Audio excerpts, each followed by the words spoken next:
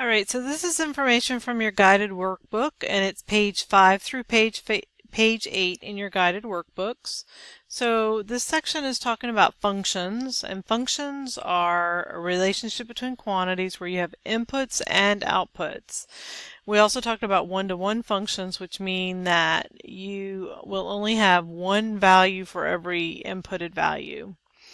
So, for example, there are states, and each state has senators.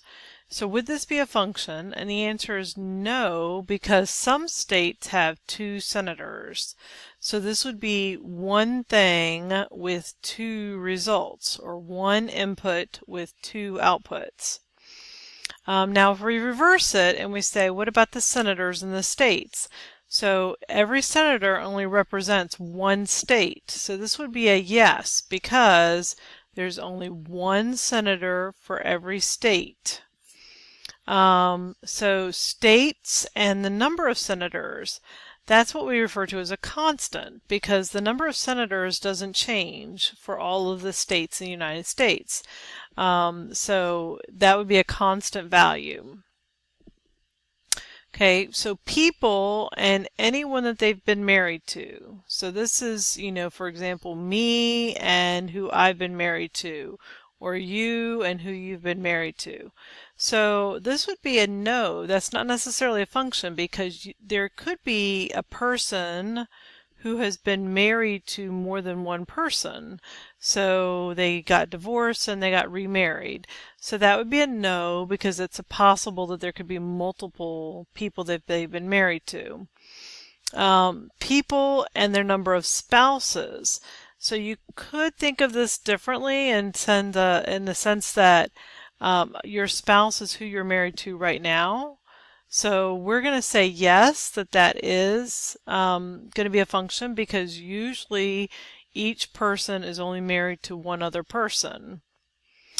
U.S. citizens and their social security numbers. This is definitely a yes, and this is actually a one-to-one function, because every social security number corresponds to one U.S. citizen, and every U.S. citizen has one social security number. So this is yes again. This is the same discussion, and it is a one-to-one function. People and their birthdays. So I have one birthday, and you have one birthday. So yes, this is a function. Is it a one-to-one? No, because a whole bunch of other people share the same birthday as you or me. So when I reverse it and I say a birth date and the people born on that day, this is not a function, because there are many different people born on a particular day. Okay, so students in a class and shoe size. So that would be not a, yes, it is a function, because every student in the class, and this is debatable, has a shoe size. So if I go to the store, I'm going to buy a certain size shoe.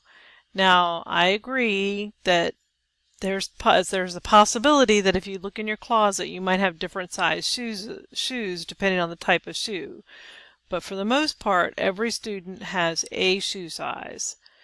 But shoe size and students in the class would be no, because if I said size 5 and I asked everybody in the class to raise their hand who had a size 5 shoe, or size 8, there are going to be more than one student that have that size shoe. Okay, so it says come up with a function between two quantities which remains a function when you switch the inputs and outputs. So the number of gallons of water and the weight of the water. So the input and the weight, the input and the output would be fairly consistent. If I increased the weight, the number of gallons, I would increase the weight. At the same time, if I increase the weight, I would also be increasing the number of gallons probably. So that's a type of function that they're asking for there. Okay, on the next page, page 6, there's a lot of information about literacy. We've talked about a lot of these things, like what is principal, what is interest, what is the period, the balance, the interest rate, the annual percentage rate. These are all things that we've discussed. So let's apply those to a credit card example. So I have a credit card loan and I want to buy a TV. It costs me $1,000. You're going to purchase it with a store credit card. It has 12% annual percentage rate. You don't have to make any monthly payments for the first year, but they're going to start charging you interest at the end of each month.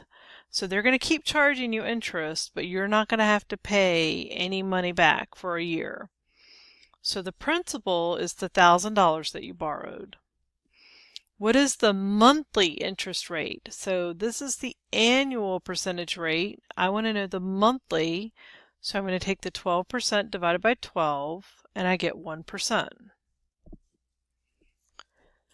So the next question says, what is the interest that I get charged for the first month? So it's it's $1,000 times 12% divided by 12, which equals $10. So the first month I pay $10 in interest. So now the balance on my loan is $1,000 and $1,010. Okay, so then we created a spreadsheet that does this. So I had $1,000, $10 interest. The new balance is $1,010. So the balance for month 2 is $1,010. I paid $10.10 interest, and now I have $1,020. So the next questions are asking you, what are you typing in these cells? So what do I type in cell C4? So C4 is my calculation for interest. So to find the interest, I did $1,000, which is right here in cell B4, times 12% divided by 12, and this is called my periodic rate. So that's my value right here that's in cell G6. Okay, so to calculate my value in C4, I'm going to take whatever's in B4, which is $1,000, and I'm going to multiply it by G6. But G6 is a constant, so this is a G. So I'm going to put the dollar signs to make it an absolute cell reference. And then in D4, D4 is my balance, so I'm going to get that by adding my balance and my interest together. So in D4, I'm going to say B4 plus C4.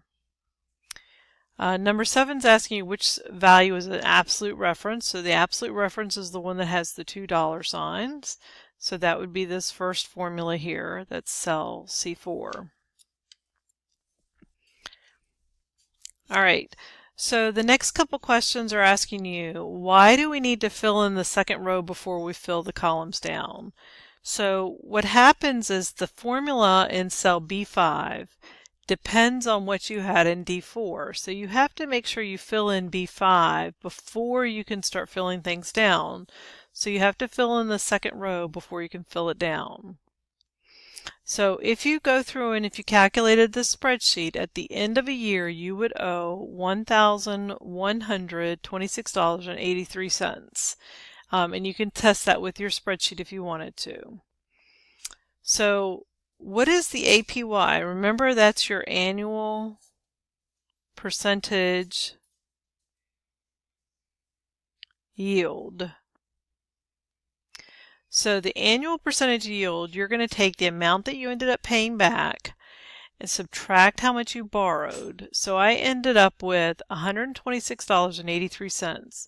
That's how much interest that I paid for the whole year. If I divide that by how much I borrowed, I get 0.12683, which is 12.683%. This is my annual percentage yield for this loan. So I hope this helps, and keep checking back for more information.